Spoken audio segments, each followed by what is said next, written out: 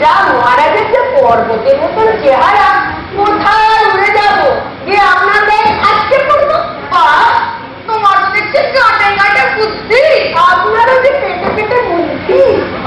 তুমি একটা আত্মবুদ্ধির তাল গাছ, আপনি একটা আত্মবুদ্ধির কলা গাছ। তোমার বুদ্ধি ঠিক আমার চেহারার মতো, আপনার বুদ্ধি ঠিক আমার চেহারার মতো।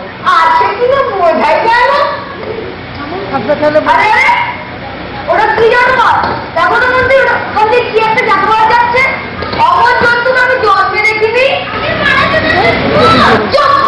একটা বুদ্ধির খেয়েছি। দেখো তো মন্ত্রী, ওটা কি জানোয়ার, তুমি বুঝতে পারছো? পেটে না বোঝার কি আছে বলুন? ওটা হলো আপনার যে অস্তিত্ব। তার মানে ওটা আপনার রাজবাড়ির এক হাতি, খেতে না পেতে ওর শুকিয়ে ছোট হয়ে গেছে। সে কি মাউস কাটা আমাদের খেতে দেয় না? বেটারা করে কি সব? কি আবার করবে? চুরি করে নিজেই খেয়ে ফুলে হাতি হচ্ছে। কি সর্বনাশ! হাতি সবাই চুরি! এই কে আছিস? এক্ষুনি সব মাউস কাটারের কয়েক কর।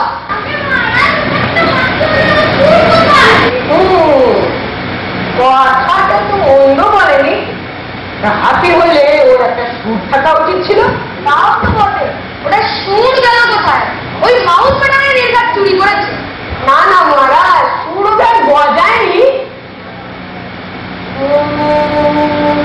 মনে হচ্ছে মহারাজ ওটা হাতি নয়। তাহলে কি সেটা বলবে তো? আমার মধ্যে তুমি একটা সামান্য জন্তুর নাম বলতে পারছো না? আর আরে এবার আমি মন্ত্রী কোথায় পাবো রে? আমার গবু চন্দ্র কবে দাঁড়িয়ে যাচ্ছে রে। অত ব্যস্ত হচ্ছেন কেন? আবল তাবল একটা বলে দিলেই তো হলো না। আমি বেশ গভীর ভাবে বিচার করে দেখছি। বিচার করে কি দেখলে সেটা বলবে তো? ওটা হাতি নয় মহারাজ, ওটা হলো আপনার মুশিক বৃদ্ধি। তার মানে মুশিক মানে ইঁদুর। এ তো জানি, মুশিক মানে ইঁদুর, মুশিক মানে বেড়াল। ওটা আপনার রাজবাড়ির এক ইঁদুর, খেয়ে আপনার রাজগন্ডা ফুলে ফুলে খেয়ে ওরকম ফুলে ফেটে মোটা হয়ে গেছে। সে কি রাজভান্ডারের চুরি? সেপাই শান্তিগুলো কি করে পাওয়া যায় না? একটা নাকে তেল দিয়ে ঘুমায় সব, আবার ঘুমিয়ে উঠে আবার নাকে তেল দেয়।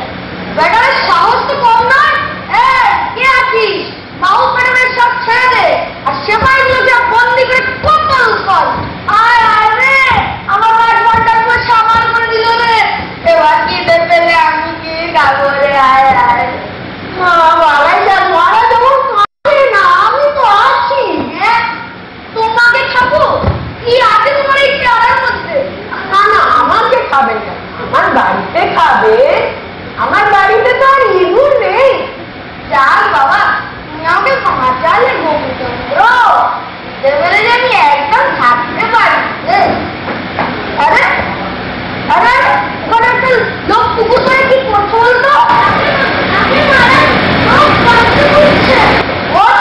পুকুর করে গর্ত করছে কেন? মতলব ওই লোকটার ভালো মনে হচ্ছে না মহারাজ। ওর পুকুর পাড়ে ও গর্ত করতে যাবে কেন? খুব তো চিন্তা করা গেল। তোমার কি মনে হয় মন্ত্রী? আমার মনে হয় লোকটা শীত কাটছে পুকুর পাড়ে, নির্ঘাত পুকুর চুরির মতো। পুকুর চুরি? কি সর্বনাশ!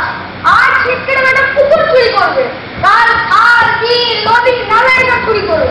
পরশুদিন তো দেখবো গোটা রাজ্যটাই শীত কেটে হাফিস করে দিয়েছে। কে আছিস? চোরকে একটু লড়াই আয়, নইলে আর শীত কেটে আমার রাজ্যটাই হাফিস করে দিত। ভাগ্যে তুই ছিলে গোবিচন্দ্র, নইলে আজকে কি হতো? বেটা যে শীত কেটে আমার রাজ্যটাই চুরি করে দিত। কিন্তু আপনি আগে বলতো আগে এমন কি কথা?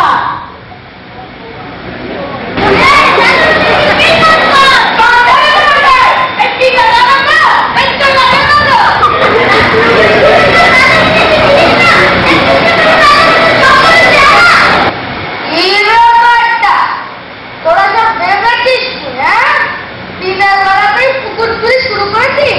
ভেবেছিস কি দেশের রাজা কি মরে গেছে? আগে আমি কোনো দোষ করিনি মহারাজ।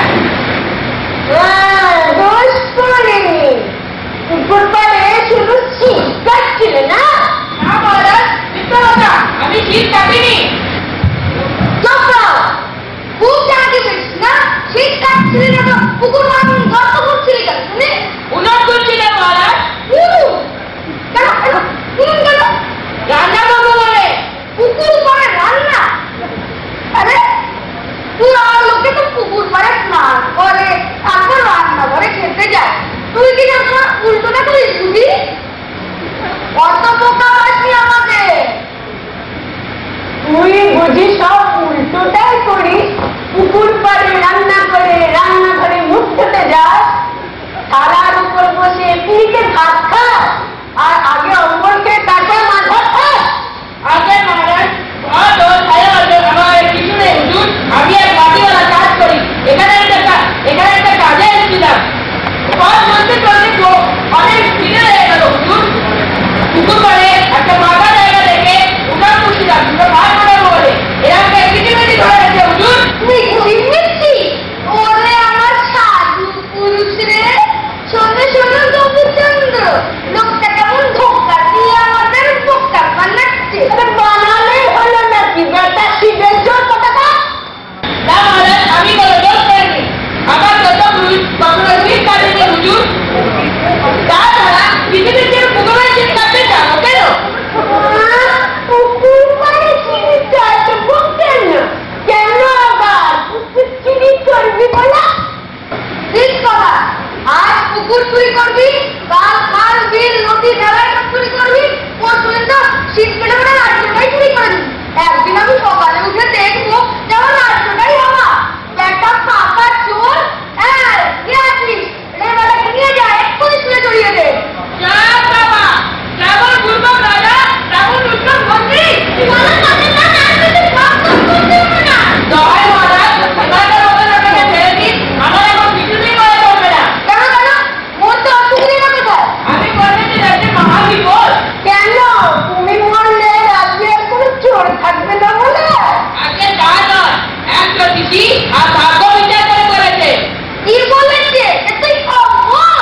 আগে তা বলেনি, বলেছে তুই সারা জীবন মাটি কাটার কাজ করবি, আর আর আমার রাজ্যে শীত কাটবি। আগে তা বলেনি, বলেছে তুই সারা জীবন মাটিওয়ালা কাজ করবি। আরে মরে গেলে তো আর কোনো চিন্তাই নেই, তখন আর মাটিওয়ালার কাজ করতে হবে না, তখন কি আরাম। আগে তা তো বটে, কিন্তু জ্যোতিষী যে আরো বলেছে।